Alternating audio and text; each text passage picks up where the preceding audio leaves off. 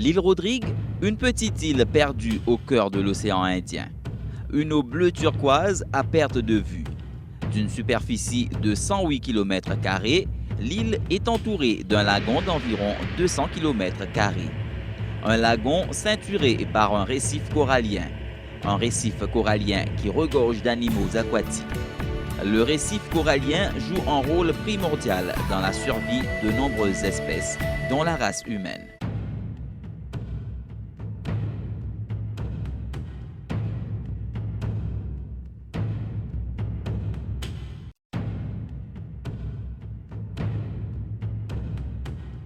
Avec le réchauffement climatique, le récif corallien a subi des dégâts. Les coraux commencent à blanchir, synonyme de leur mort. Des ONG sont sur le terrain pour assurer un suivi. Shoals Rodrigues est présente au cœur de cette lutte pour la protection des coraux. Cette année, nous pouvons faire une continuation du Coral Rehabilitation Project qui a commencé en 2013. Et donc, le Coral Rehabilitation Project, c'est un projet que nous replante corail. En fait, le but de ça, c'est pour aider les places que d'ordinaire pas réussir et prendre par eux-mêmes. Il y a une plante corail là-bas que nous réunissons toute une structure pour qu'après la nature capable, comme je dirais, continue ce qu'il peut faire, veut dire, il regroupe lui-même.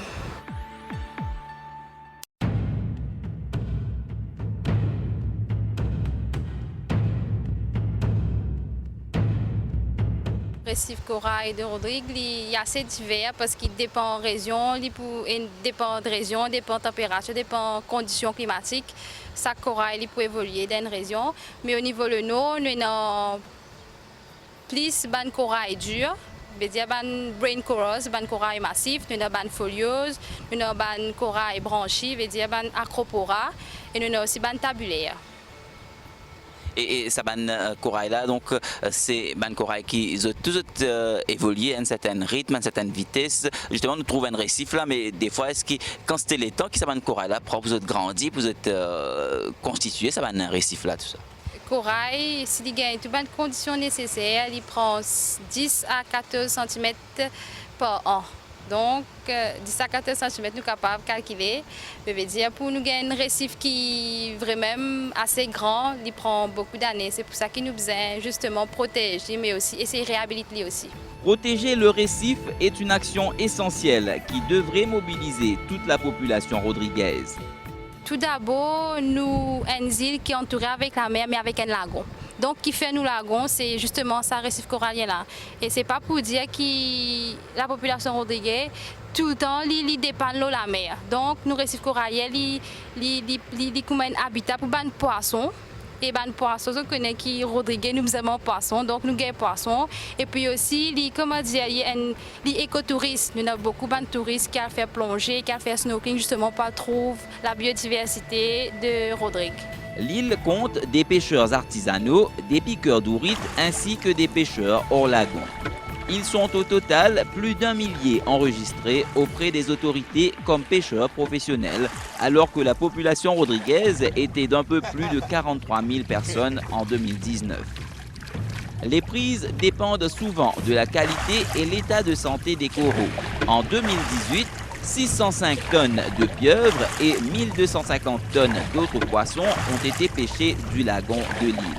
Les pêcheurs hors lagon ont eux rapporté quelques 440 tonnes métriques de poissons cette même année. Oui, parce que poisson nourrit là.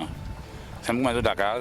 C'est nous métier, nous la nous connaissons comment ils vivent, comment les mots, comment nous connaissons comment les mots. Parce que là aussi les pousser, parce qu'on passe à plusieurs coups, il va les pousser. Nous finissons connaître les mots. Il vient rouge, c'est un mauve, il vient rouge, c'est la couleur. Comment ils viennent pour vivre? Les pêcheurs sont pour la plupart conscients de l'importance de préserver les coraux qui sont vitales à leur propre survie. Cependant, des mauvaises pratiques de pêche provoquent la destruction des coraux.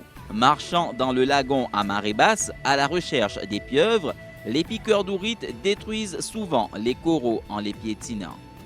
Une situation qui a emmené l'ONG Shoals Rodrigues à élaborer un projet pour restaurer les coraux qui ont été endommagés dans certaines régions. Un travail minutieux. Veut dire le processus, c'est que tout d'abord, nous avons un site qui est dans corail, qui est vivant. Et donc, nous ramassons ban corail qu'on appelle Opportunity Coral. C'est ban corail qui est cassé par vague ou bien par ban animaux marins, même ban poissons. Et après, nous coupons en ban morceaux de 5 à 6 cm. Et puis là, nous avons un site que pénal corail là, une moelle il pas réussir à prendre et nous plante li, servi coulou avec morteau, nous coulouter puis nous tasser avec cable ties. Les autorités locales prennent également des initiatives afin de limiter les dégâts sur le lagon. La mise en place des aires marines protégées constitue un atout majeur. La SEMPA, les aires marines protégées du Sud-Est, a aidé à réaliser des avancées considérables dans la zone. Des rangers de la SEMPA patrouillent la zone en permanence avec la collaboration des pêcheurs qui agissent comme observateurs communautaires. Pour eux, le récif constitue une frontière naturelle qui est synonyme de protection, mais également source de danger. Sur l'importance, brisant, c'est un qui défend nous, ou pas un droit que tu as envie. Parce qu'il y a une protection, parce que par exemple, on a un récif, le récif, il défend la roule venant dedans. Défend la roule là, qui pour briser en dedans, le récif, il arrête ça. Mais si tu es non brisant, c'est là, c'est pas le comment il y a envie. N'importe qui l'est. NPCA là, PCA c'est pas le déo. Ça veut dire qu'un homme brisant, il protège, défend nous à le déo, n'importe qui ait envie. On va dire qu'il tombe une protection, on va dire qu'il y a une barrage. Ça veut dire qu'il n'y a pas un droit contre un parti là, n'importe qui ait envie. Vous avez une bande là pour entrer, pousseuse, c'est ça l'importance d'un brisant. Parce qu'il dit, par exemple, si vous êtes comme brisant, comme on appelle là, vous trouvez encore une vie brisant. Là, il y a un PCA, il pour le sens, c'est pas le baril, parce que le brisant, il est mort. On va dire là, il y a un petit. Mais quand on a un gros brisant à marée, aucun PCA ne va plus pour cette brisant. Parce qu'il connaît, là, il y a un danger. C'est ça, il donne une protection, toujours dans la mer. Il y a un danger, comment il y a une protection? Il y en a ce bon côté, ce mauvais côté. Et c'est là où, en tant que PCA, vous devez connaître côté bon, côté pas bon. Quand le brisant est bon, pour réussir à prospérer, quand il n'est pas bon, pour aller loin. Ce que nous devons faire, nous devons protéger nos récifs. Parce que c'est les récifs qui défendent la roule rentrée. Si tant que nous grâce corail au récif, ça veut dire que la roule elle prend plus beaucoup. Vous trouvez que quand on a un mauvais corail, la roule ne vient plus beaucoup à terre. Ça veut dire que là, il vient un danger pour Bandimoun qui tombe surtout dans le sud-est. Il y a plusieurs la case qui tombent en bas chemin, côté de la mer. Ça, il vient un danger pour sa famille là jour. Parce qu'il peut aller, la mer peut rentrer dans la terre et couper bout. Ça, quand Marie qui gagne, vous devez vous la place aller. C'est ça qui nous dit, tant qu'il va protéger ce corail, il va protéger sa récif là, vous avez plus de problème avec le brisant. Si certains se servent de l'océan pour pêcher, d'autres l'utilisent à des fins sportives. À Mourouk, les amoureux des planches sillonnent l'eau à longueur de journée. Moi, je fais kite. Là, ça fait presque 18 ans, 19 ans que je fais kite là. Je pratique kite. Et quand même, là, tout le temps, depuis que je fais kite à Mourouk ici même. Ouais. Justement, donc pour vous qui est engagé dans le kitesurf, ça récif qui est autour de Rodrigue là, et ici particulièrement surtout dans sa région en sud-est là, qui sont l'importance d'après vous ça pour vous? Ça c'est un don bon Dieu, un mari l'importance pour nous parce que quand même c'est ça qui fait nos lagons assez grands aussi et quand même nous pour kite nous bien profiter récif là parce que quand même tout le long de récif c'est un peu lisse mais en même temps que le kiter kite bien. Je suis content que je navigue dans lisse comme ça, je gagne une petite reforme mais je bien profite ça quand je viens de Rodrigue surtout. Ouais. Et est-ce que justement il aussi joue aussi un rôle un peu protection pour des gens qui fait le kite ça récif là? Oui, c'est une grande protection parce que quand même si nous guettons, nous sommes capables de prendre Rodrigue, nous remettre dans le récif qui est dans Rodrigue même, dans le lagon qui nous est là. Et quand même pour kitesurf, vraiment pour faire vague, quand même, à Mourouk ici, c'est pas terrible. pour aller dans les vagues, mais c'est plus dans l'ouest qui nous caravale dans vagues. Mais quand même, pour ici, au niveau de récif, à côté des récifs, quand même, nous naviguons bien, nous avons un plaisir aussi. Même pas juste pour nous, pour tout le monde qui vient, qui navigue à côté des récifs, nous avons un marée bon ça, nous sommes content. Surtout comme ici, nous disons qu'on a fait une initiation ici, mais quand même dans l'initiation, je trouve ça moins dur que quand il y en a moins clapot comme ça. Et comme ça, je navigue plus facilement. Plus facilement parce qu'il y a une place qui sont allés, je veux dire vraiment qui ça va gagner, marée gros, marée difficile pour apprendre, mais c'est pour ça aussi qu'ils sont bien contents, qu'il y a un lagon comme ça, nous avons un récif comme ça aussi qui protège nous. Le kitesurf, une activité qui attire de nombreux visiteurs du monde entier à Rodrigue. L'île a même accueilli une épreuve du championnat du monde en 2017.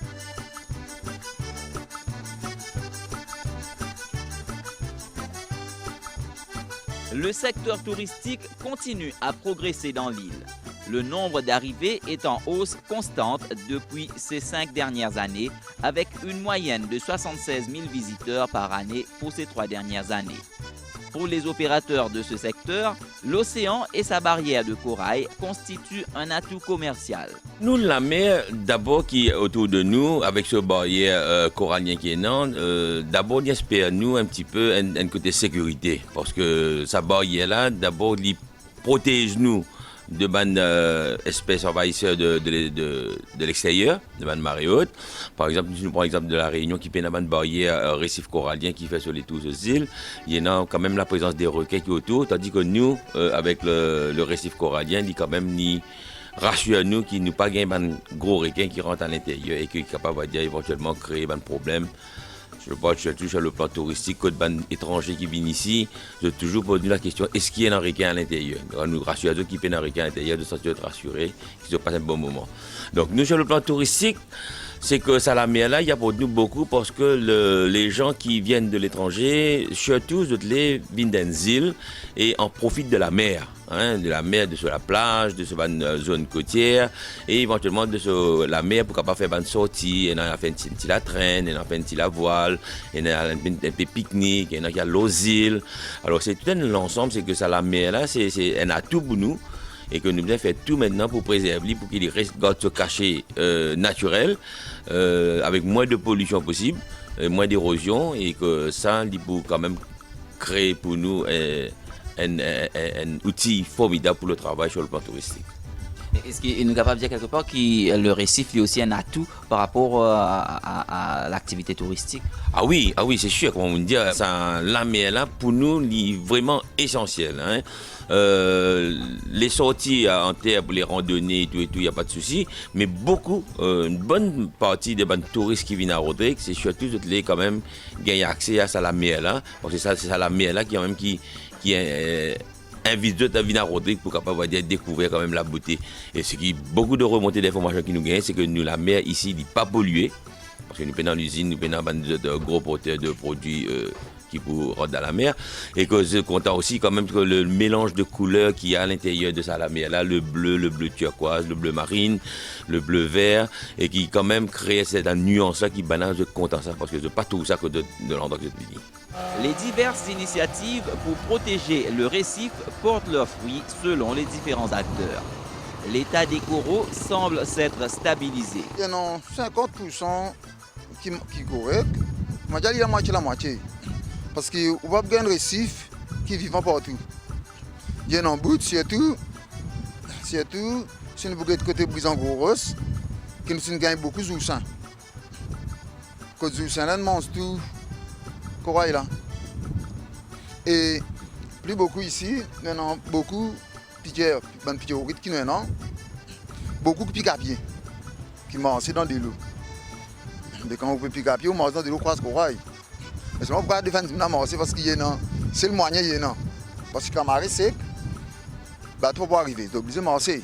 Mais là, le récif gagne beaucoup. Parce que beaucoup de piqueurs au brisant qu'on appelle là.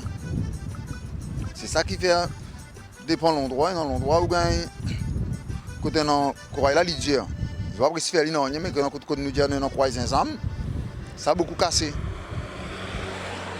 Et d'après vous, qui besoin faire aujourd'hui, comment dire, pour que nous récifs les protéger hein? Pour nous, pour essayer une protection. Solution non plus facile, besoin de mini PCR de la mer. C'est ça une solution. Parce que le PCR là, il est obligé de venir. Et nous avons un problème, Rodrigue, qui, si vous regardez Rodrigue, nous avons un problème dans la loi. Un bouc, il y a un code de haut. Il y a un code de haut, il y a un code de haut, il y a un PCR au lagon. Mais seulement si il y a une inventé en prison, pour que là aussi, on pourrait pareil. Tu as besoin de trouver un système pour canaliser ça dans un PCR qui a un code de haut là. Soit inventé, donne un petit métier là, tu vas pour ça de haut, donne un petit travail là, je parler. Ça veut dire plus beau temps, plus inventé, plus beaucoup spécial de lagon. Parce qu'ici, on a 100 PCR de haut, ça 100 PCR de haut là, comme de lagon. C'est ça le problème. C'est ça qui est le problème, nous n'en plus beaucoup. Nous avons réussi des mini PCR et réussi à canaliser ça dans PCR au lagon dans l'autre sens. Le résultat, c'est que nous ban corail qui nous planté en 2013, l'île grandit, l'île commence, comme je dirais, faire un écosystème pour lui-même. Mais jusqu'à tout dernièrement, en 2015-2016, nous avons El Nino. C'est-à-dire réchauffement pendant une bonne période de temps, que ça inclut assez une grande quantité de corail. Mais ce qui est réassurant, c'est que tout dernièrement, nous faisons plantation de corail depuis l'année dernière et ça peut grandir à une rythme qui est assez soutenable et donc nous assez optimistes sur ça. Au niveau choses, nous trouvons qu'il ne passe pas un petit peu partout, surtout dans le nord, nous pouvons trouver qu'il peut dire, il peut reprendre. Corail là peut reprendre, mais nous quand même, nous envie justement de donner un petit élan un peu plus pour qu'il justement arrive dans 5 ans, disons nous gagne corail, un récif qui est capable de dire qu'il retourne comme c'était avant, mais nous assez optimistes.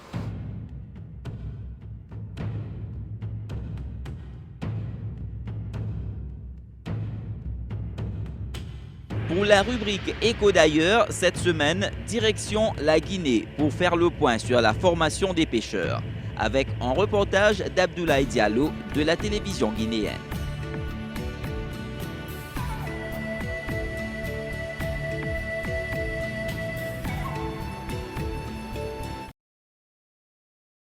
Selon l'Organisation internationale du travail, on enregistre 24 000 morts en moyenne par an dans le monde avec un taux d'accident mortel de 80 pour 100 000 travailleurs. Cependant, beaucoup de pays comme la Guinée ne disposent pas de statistiques en termes d'accidents de travail, surtout dans le domaine maritime. Une situation qui préoccupe les acteurs de la pêche.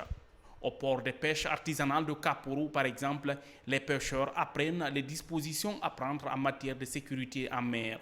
Aujourd'hui, le thème, la sécurité en mer, former et sensibiliser les pêcheurs en matière de sécurité maritime. Comment est-ce qu'il faut se comporter? Avant de sortir en mer, qu'est-ce qu'il faut? Les équipements, les hommes, les embarcations. Quand un pêcheur doit aller en mer, il doit être rassuré que son embarcation est en bon état. Donc, de temps en temps, il faut qu'on vienne les sensibiliser, leur faire un rappel de la nécessité des dispositions à prendre pour la sécurité maritime. L'organisation de cette séance d'information et de sensibilisation répond à un besoin toujours exprimé par les acteurs de la pêche artisanale. À travers cette initiative de la Confédération nationale des professionnels de la pêche en Guinée et ses partenaires, les pêcheurs artisanaux sont largement informés sur les techniques et les mesures à entreprendre pour éviter les accidents en mer. Aujourd'hui, nous sommes contents d'apporter notre grain de sel à l'amélioration ou au renforcement de la sécurité en mer pour les pêcheurs artisans guinéens. Nous souhaitons qu'au terme de cette campagne de sensibilisation, que des gens soient outillés sur les techniques de sécurité en mer, que les gens soient informés de ce qu'ils doivent faire en cas de problème en mer et que le nombre de pertes en vies humaines, le nombre de pertes en matériel puisse considérablement diminuer dans nos eaux guinéennes. C'est ça l'objectif. L'initiative va s'étendre sur l'ensemble des débarcadères du littoral avec un seul objectif, réduire le maximum possible le taux d'accident en mer. Déjà au port de pêche de Koukoudé et de Kamsar, les pêcheurs sont informés et sensibilisés sur la sécurité maritime. Avec l'état du récif corallien qui est maintenant stabilisé, Rodrigue dispose d'éléments favorables pour des plongées sous-marines. Une activité qui permet aux amoureux de la plongée de faire des balades parmi des bancs de poissons, des tortues et même dérivant dans des canyons qui communiquent parfois directement avec l'extérieur du lagon.